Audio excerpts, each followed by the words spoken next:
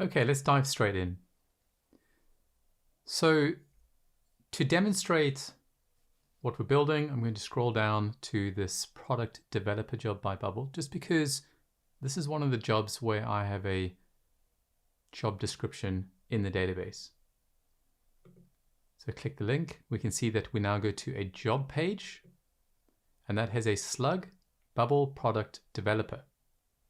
Great for SEO. We have Bubble company name, we have the position, and we know that it's a job. Okay, so fairly simple design, but we will be using page data. And the clue for page data is the fact that we're using a slug to reference this particular job. So header section at the top, similar card design, which we'll just copy paste from the search page and repurpose. And then we just have a little text element here that will grow as much as it needs to display the text within. Let's get started. So let's add a new page, please, and call it job.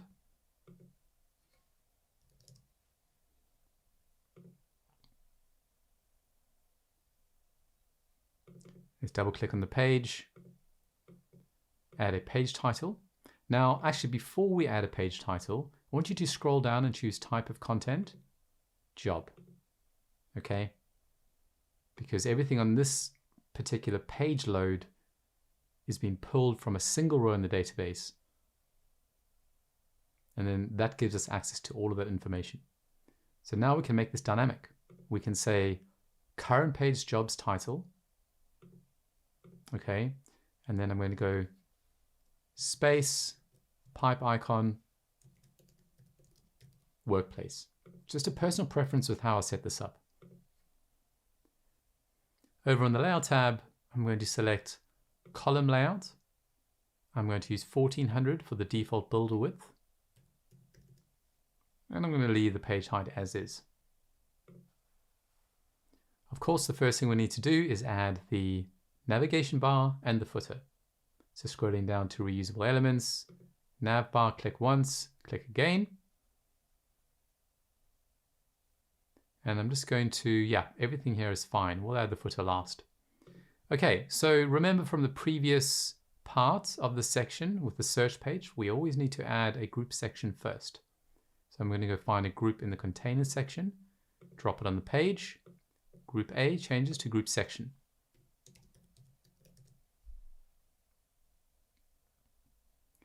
No min width, no min height, and I am going to remove the check mark for fit height content. Then I'm going to use top margin of 80. And I'm going to change this to a section. There you go. So very useful that we created a style in one of the previous lessons for this. And all of the conditionals are baked in to change the padding below 992. Okay, guys, we need another group. Drop that inside the group section. This is called group container. Over on the layout tab, let's make this 992. Sometimes with jobs or this kind of data, it's better to have it slightly narrower. Just a creative choice, but it would look strange if there was, because it's quite text heavy, it wouldn't look great if there was a lot of text all the way across the page, especially like body medium text. You want that more centered. So let's try 992 first. Going to remove the min width, going to remove the min height, and I'm going to uncheck fit height content. Lastly, I'm going to horizontally align this group in the center.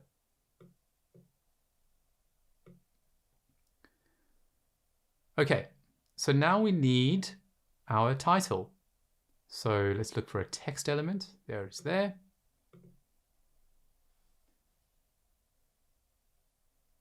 And we're going to insert dynamic data, and we're going to say current page jobs title. We have page data. Let's add a canvas placeholder. Let's say senior engineer.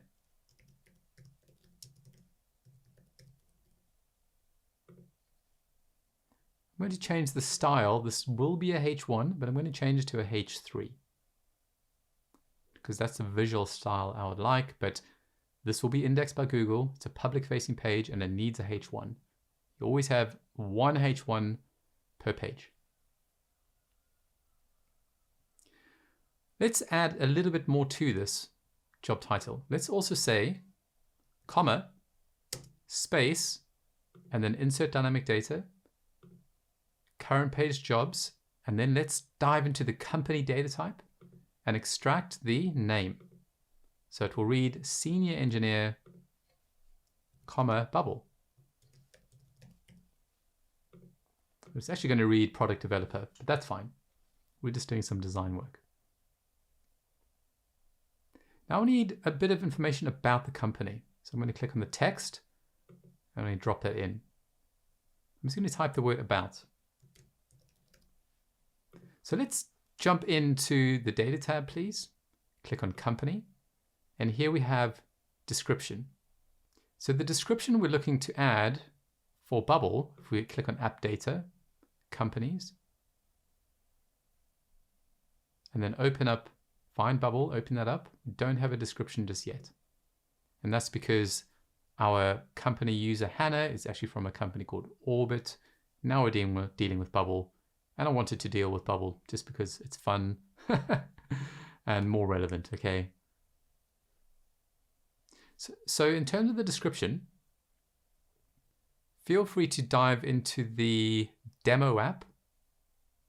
Okay, link is in the description and you can find it if you go to the job page on the demo app and then type /Bubble product developer.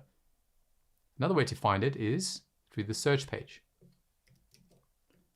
And if you ask for a username or password, the username is username and the password is password. In order to send data to that page, you can also just open up the search page, look for product developer, click on product developer, and it'll take you to this page.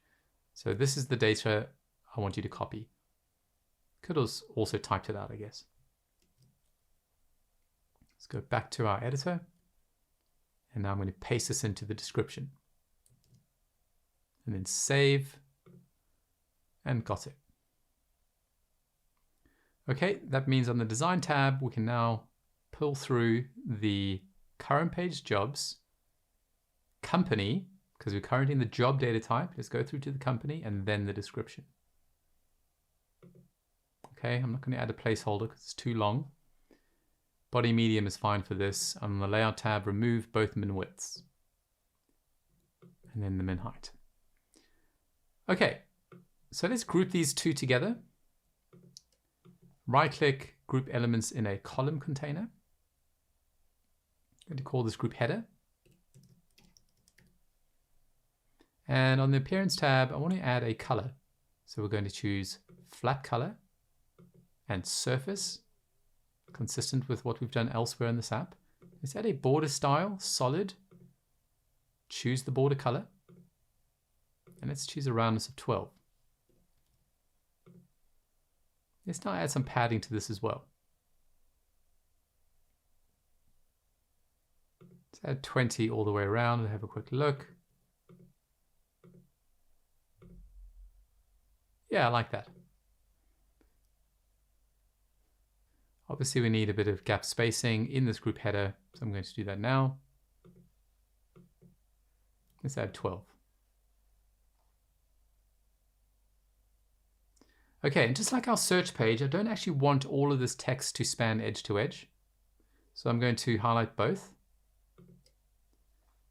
Right-click, group elements in a column container. Again, this is going to be group title and subtitle. And it's within here that I'm going to add back the 16. And we're doing this so that we can add a max width. So the current max width is 992. Let's try 768, and that will just read slightly nicer. Okay, so we have our group container. So we need the card on the left and the text on the right. So let's go back to our search page. I'm going to click on group sponsored. And I'm going to click on the edit button and convert to a reusable element. We're going to say job card I'm aware that the repeating group also has a job card, but that's okay. That won't be a reusable element. And this job card, if I click on the Appearance tab, make sure the type of content is set to job. Okay, now that you've done that, head back to the job page and let's go find it in the reusable element section, job card, and there we go. So we are going to detach this basically because it's not a sponsored job. I'm after the design work I've done here. So I'm going to right click and detach reusable element, which means I can now just delete this sponsored job part. And let's change up the design slightly. So this apply button is currently a link. Why don't we switch this out for a button? So replace element type, and let's go find a button, replace. Now let's choose our primary button because it's a primary action. It's the one thing we do want people to click. Good stuff.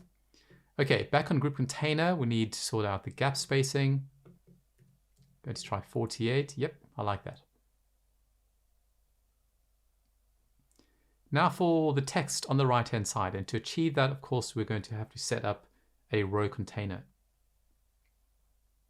So I'm going to grab some text first of all, and just drop it in here for now. It's going to type in, let's just get the dynamic elements sorted. So it will be the current page jobs, description, mega easy.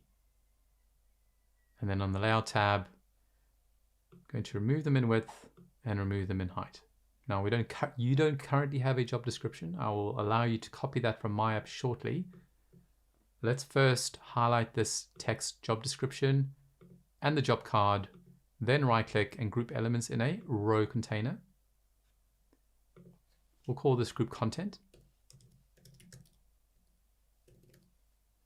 And on the layout tab, I want you to add 48 pixels column gap and 24 pixels of row gap,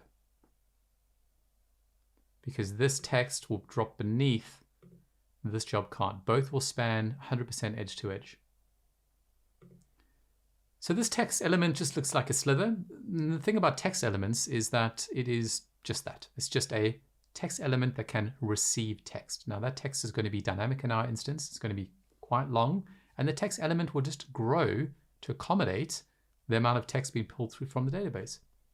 But of course, we have control over how much we want this text element to grow if we want it to grow overall. But with our current setting, it will grow as much as it needs to accommodate the text.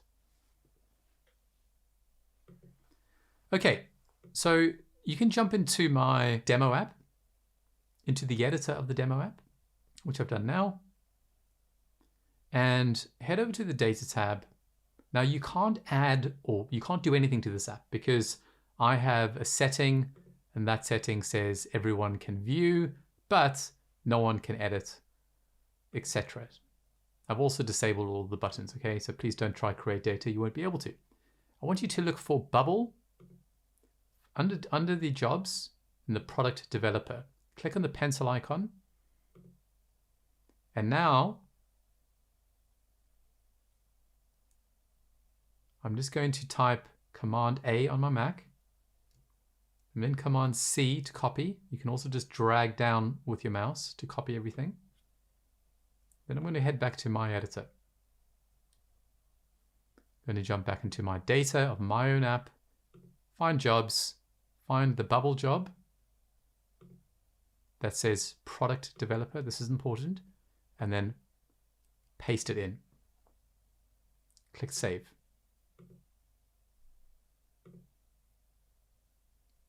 And there we go. If you don't want these cells to be so tall because we're viewing description, what we can do is actually click on the pencil icon in this left-hand side. We can create another view. Okay, and I can say I'm going to uncheck the description, but I'm going to check the title because that's more important to me. Now I've clicked save, we've got a sub view. And we can delete this view if we want. All we're doing is deleting the view, not the actual data type. But this is much better and much more easier to read. Now I can also take this column and bring it across to the left. So now this is better. Product developer at bubble. Okay, guys, now we need to go back to our search page, because I'd like you to click on the product developer link. And now we're going to choose the job page as a destination. And now we need a data source because we have page data set. Type of content is a job on the job page. So we're going to send the parent group's job. And let's make sure that the parent group has the data feeding through correctly. So I'm going to select first parent to get to the group text, and I can see job, parent group's job. So the data is feeding through correctly. What we'll do on the supply button is do the same thing. We're pulling through a single job at random where sponsored equals yes. I'm going to click on the apply button, and I'm going to say that the destination is the job and it's the parent group's job. We can choose to open this in a new tab, or we can just navigate in the current tab, which I'm going to just decide to do for this. Okay, let's try this out. So head to your search page. That would also be browse jobs. This could say search, but I like to have the word jobs in here. Okay. Now you need to find the product developer link, which I've done. Let's click it. Let's see what happens. So if we look at the URL, we have job and product developer. We've got that in the slug. That's perfect. This is dynamic product developer bubble. This is also dynamic, and this is all dynamic. Can you see how the text element grows to accommodate the text? Obviously, we need the footer down here, and we've got a data problem here. Let's go back to the editor. Okay, and open up the job page. So the data source in job card just needs to be the current page job. That will resolve all of the issues there.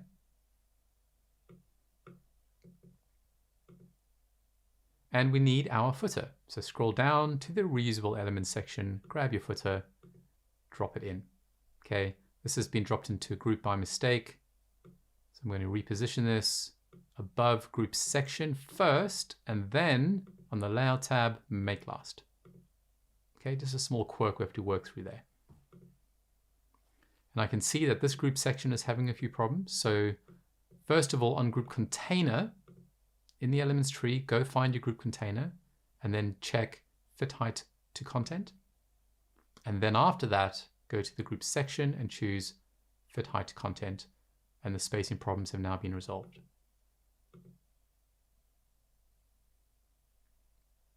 Okay, let's sort out the responsive design.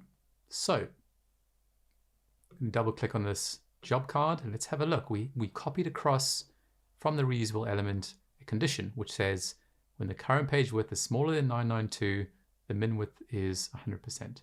Let's do the same for this text element. So I'm just going to right click, copy special, copy conditional expressions.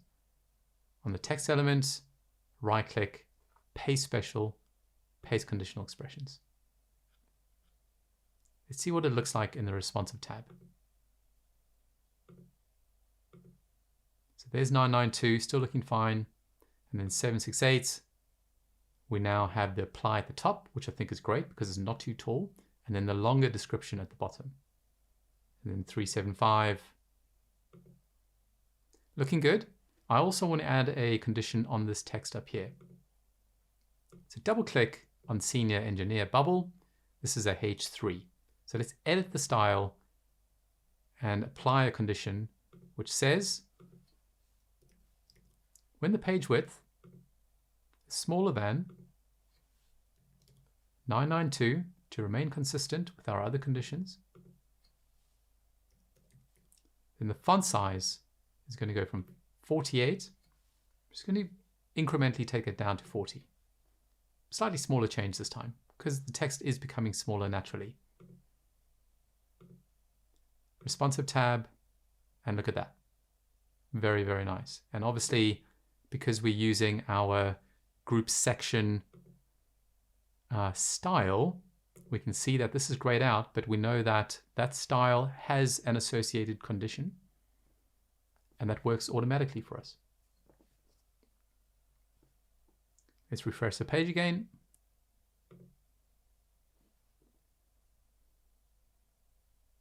And there we go. There is our job.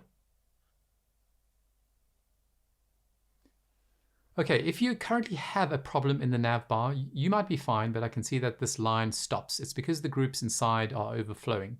So I'm just going to fix that. I'll let you watch me fix it, but I suspect you might not have this problem. I'm going to find my nav bar. Okay, I can also get to my nav bar through this section here. And it's these three groups. I'm just going to bring up my property inspector. I'm going to highlight all three groups. On the layout tab, I'm just going to say I'm going to remove them in height here. And then I'm going to vertically align them in the center. Okay, that's all I'm going to do. What was happening is that these groups are too tall for the particular height of the nav bar. So back on a job, you can see that this beautiful line works perfectly. One more look in the front end. And there we go, guys. Absolutely perfect. Why don't we inspect the page? So I'm going to right-click Inspect. I'm on Chrome. If you're using Safari, it might be a bit different, or a non-Chromium browser.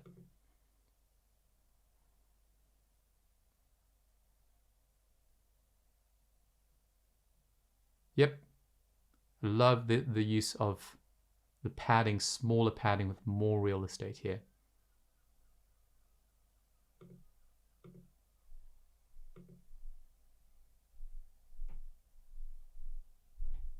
Okay, guys, we're almost done. I'm just going to spend one more lesson just tidying up a few things around this app because it's been a slightly shorter section. Let's just come back, fix a few things, and then draw a line under this section. See you then.